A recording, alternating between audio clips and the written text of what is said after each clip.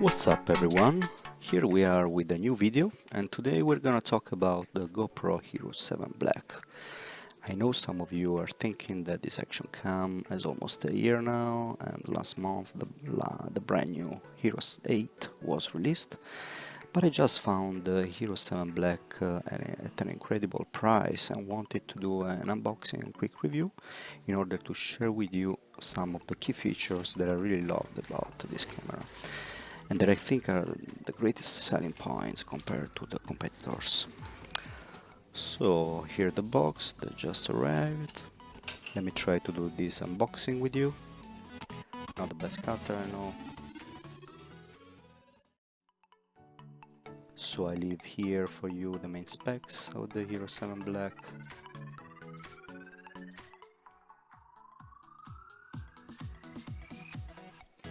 Okay, I'm not so good in unboxing, let me speed this up for you guys.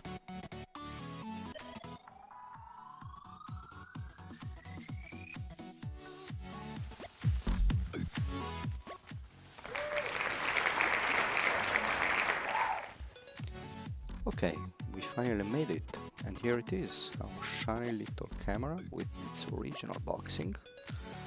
Here on the sides you can see the main feature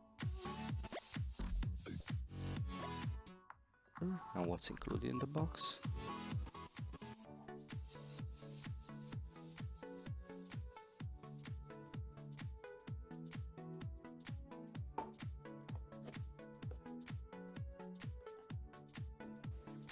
Now let's rip this off.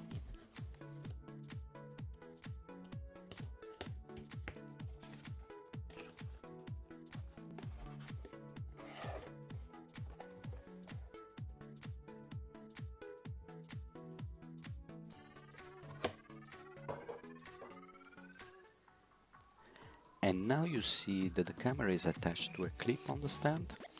Really amazing packaging job here. This also avoids that the camera is detached from the stand during transportation.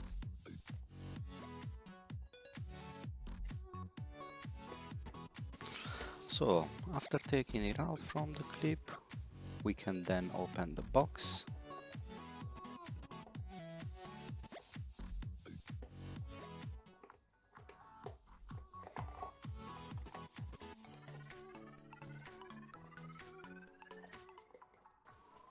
And here we can find a quick guide,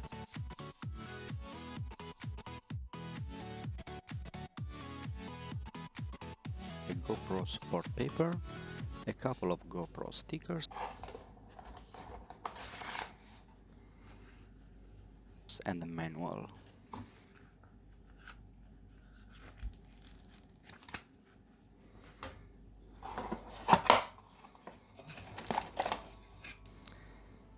Then we have the USB-C cable, another great feature as some of the cams are still using the older USB ports. We also have a battery obviously, and a couple of mounting adapters.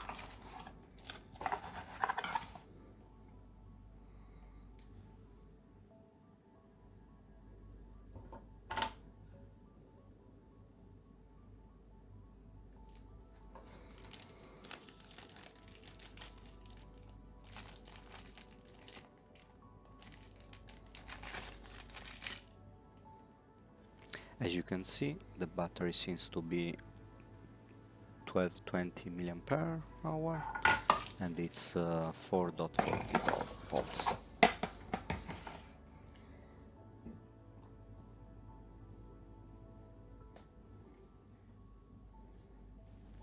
As you can see, the camera comes with a cage, which allows you to mount it using the adapters and accessories you like. So first of all, let's take it out. With the new GoPro Hero 8, you don't have the cage anymore, but the adapters go directly below.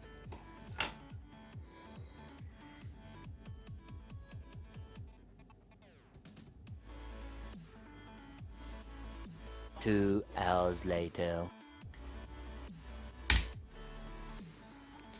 Okay, since it's the first time I opened it, it was really tight, but I managed to open it, so we can put the cage aside and look at the camera itself.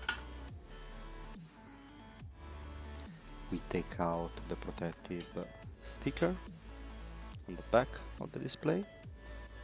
Here on the left we can see the power button, which also functions as mode button, and one of the three microphones. At the bottom we can see the slot for the battery and micro SD, and also a speaker and a status LED.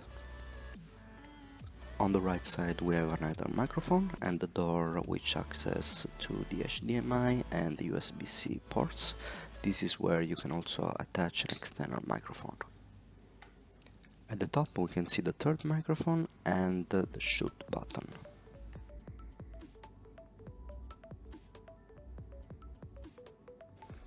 I will try to show you now how to detach the lens. You have to pull them and then try to turn counterclockwise.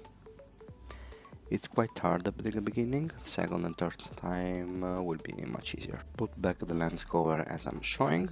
This is very useful as you can replace the cover with the same one in case you scratch it, or maybe you can use an ND filter or a red filter in case you are underwater and so on. So now let me put the battery in so we can get it started and turn on the camera.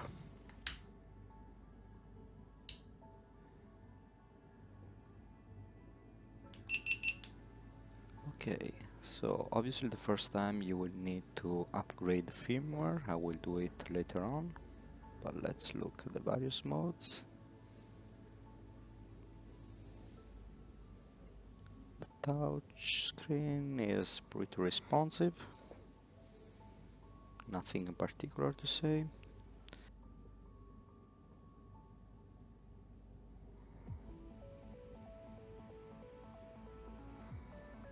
So the current firmware is 170, I think the latest one is 180, so we'll go and update that.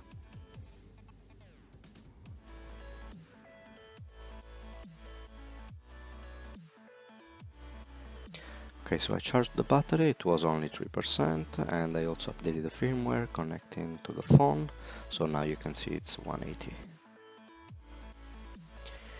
Here in 4K I cannot switch to 60 FPS because the aspect ratio is 4/3, so this is only supported in 2.7K and 1440. I need to switch to 16:9 in order to get 60 FPS in 4K. We can see in the menu there is specially setting protune on. You have huge amount of settings.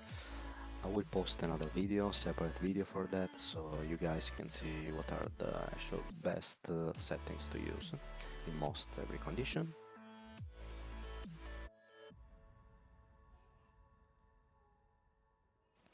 I'm showing here that you can also use the power button in order to switch between the different modes.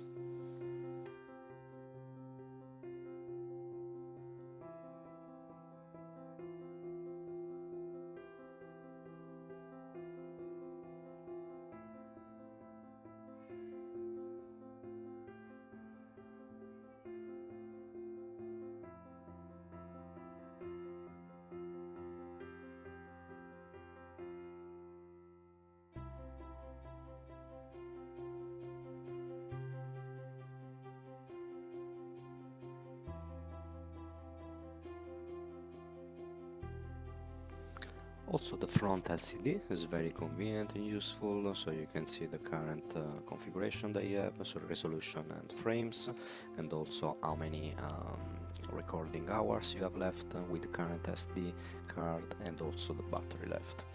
And as soon as you switch between the different modes, you will see that you have different icons in order to perfectly recognize what you are selecting.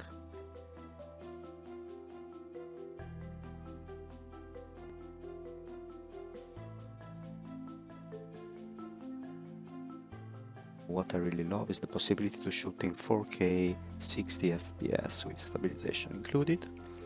Usually you either have 4K 30 FPS stabilized or 4K 60 with no stabilization. Another great selling point for me is the waterproofing of this camera up to 10 meters without any additional case obviously. And on top of that we also have a touchscreen with an amazing UI, I have to say. It's very intuitive.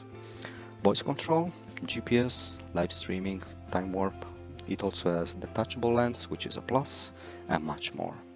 I think it's absolutely impossible to find an ARC camera packed with all these features for lower than 300 euros, honestly. And that's all for today's video. Thanks for watching, everyone, and feel free to give a thumbs up if you like this video and subscribe in order to get more interesting content going forward. Bye!